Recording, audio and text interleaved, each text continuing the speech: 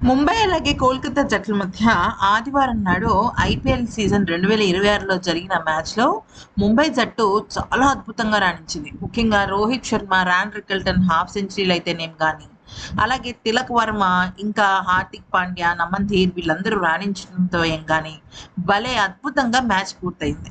అయితే దీంతో Mumbai Indians franchise owners అయిన నీతా అంబానీ, అలాగే వాళ్ళ కొడుకు అనంత్, కోడలు రాధిక వీళ్ళందరూ ఫస్ట్ టైమ్ చూడటానికి వచ్చి చాలా అంటే చాలా హ్యాపీ అయిపోయారు. Super happy అయిపోయారనమాట.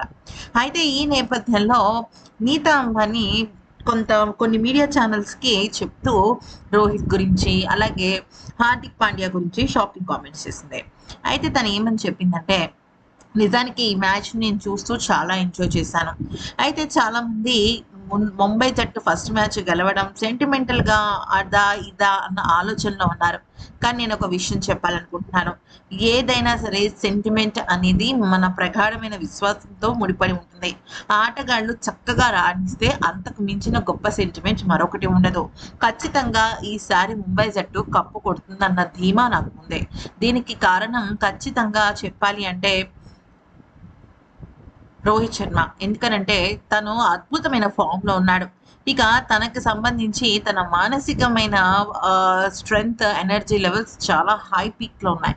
Hardik Pandya captain అయినప్పటికీ కూడా సీనియర్స్ అయిన రోహిత్ శర్మ ఉండటము నిజంగా జట్టుకి చాలా అంటే చాలా కలిసొచ్చే విషయం. తను ఎంతో గొప్ప గొప్ప సజెషన్స్ జట్టుకి ఇస్తుంటాడు. దానివల్లనే జట్టు ఇంత అద్భుతంగా ముందుకు వెళ్తోంది.